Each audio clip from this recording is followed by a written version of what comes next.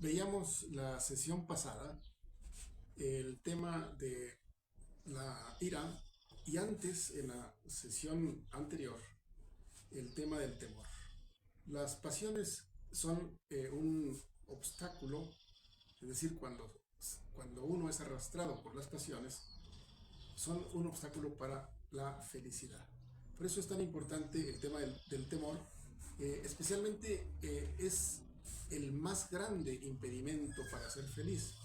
Eso, eso explica por qué Aristóteles en las tres éticas tematiza el temor al inicio del tratamiento de las virtudes. Bien, ahora el temor como la ira y el deseo que vamos a ver el día de hoy son pasiones que en sí mismas o por sí mismas no son ni buenas ni malas. Es decir, que depende de nuestra relación con cada una de esas pasiones.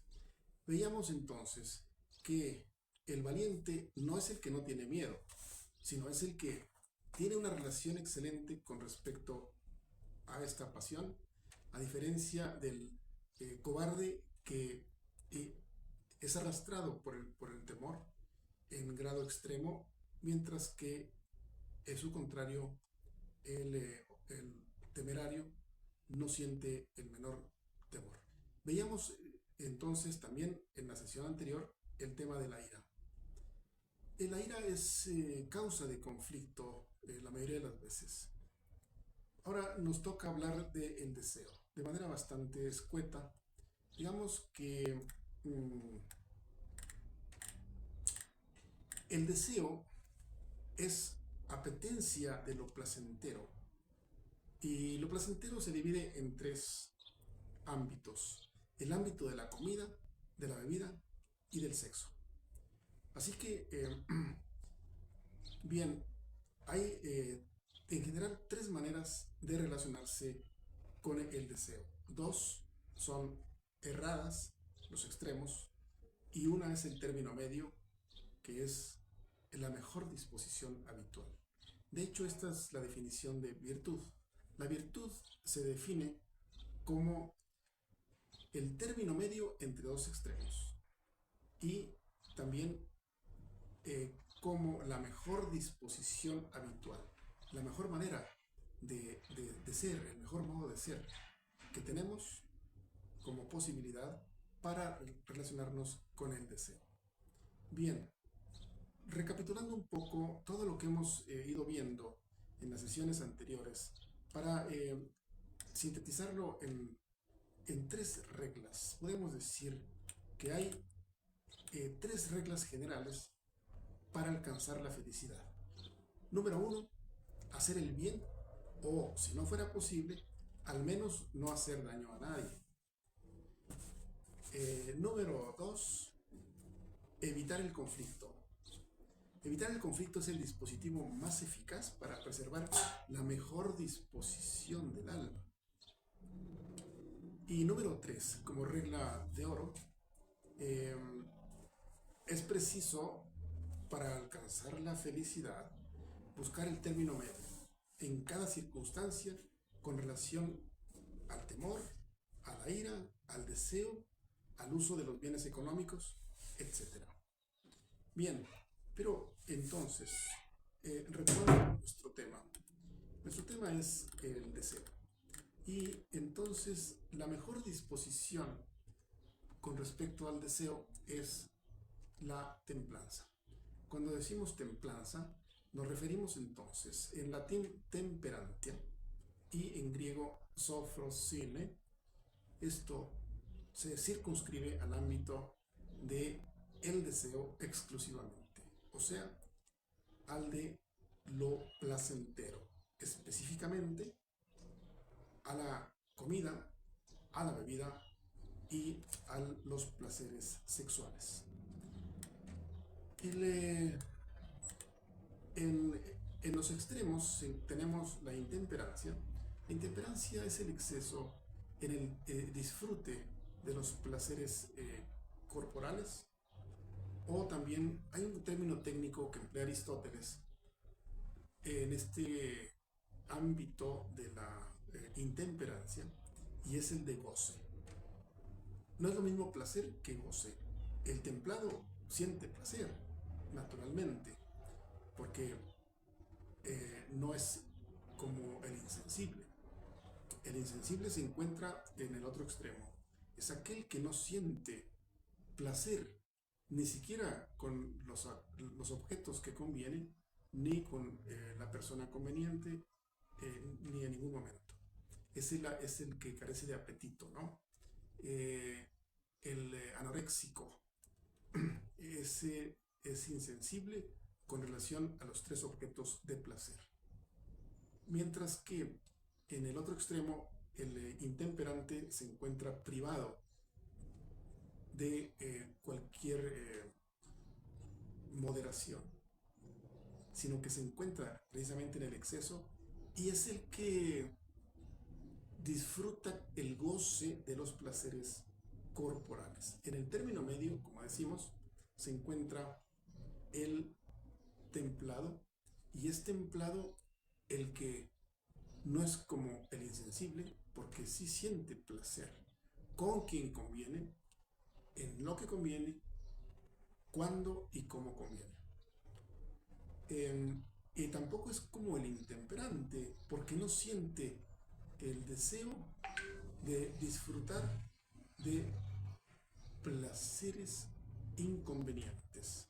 Hay cosas que son malas y violentas. Hay objetos que conviene evitar. Sin embargo, el intemperante no los evita, sino que los procura y los disfruta hasta la exageración. Un ejemplo de un intemperante es el de la pederastia.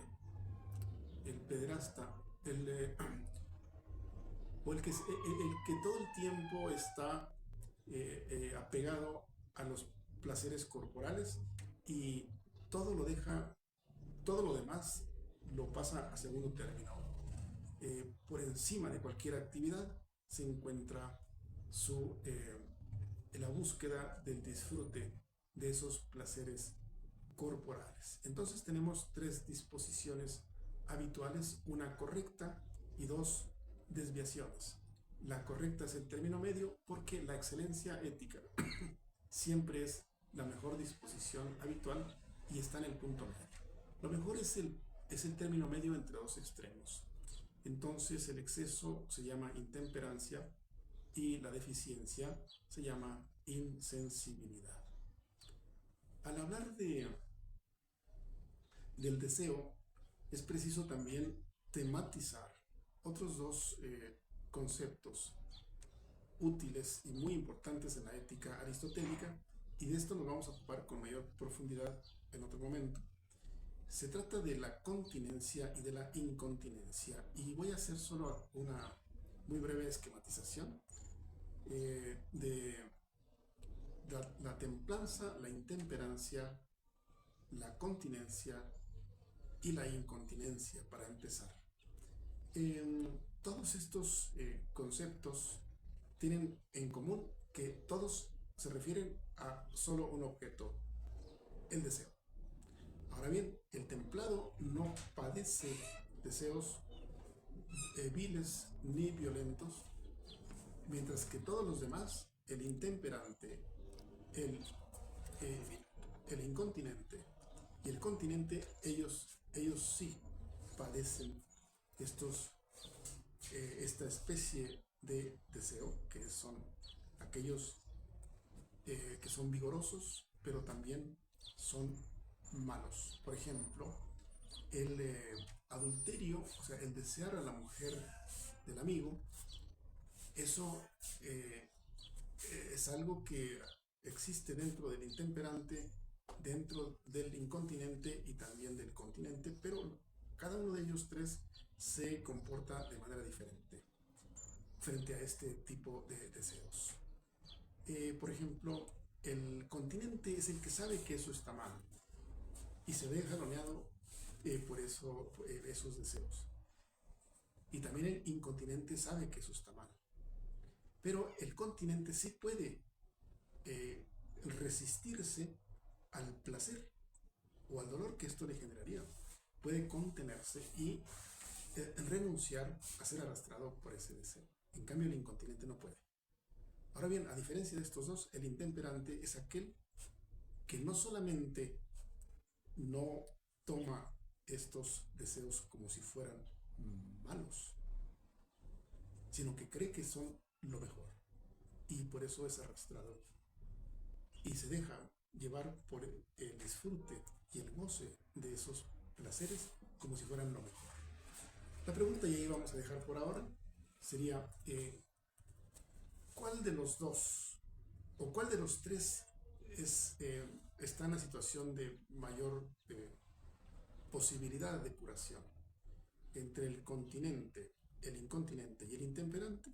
Bueno, para decirlo de manera preliminar, y esto lo vamos a retomar después, el que no tiene remedio, el que es ya posible de ser curado, como en el caso de las enfermedades orgánicas, el cáncer, cuando ya hizo metástasis, o el VIH quizá, o cualquier otra enfermedad crónica.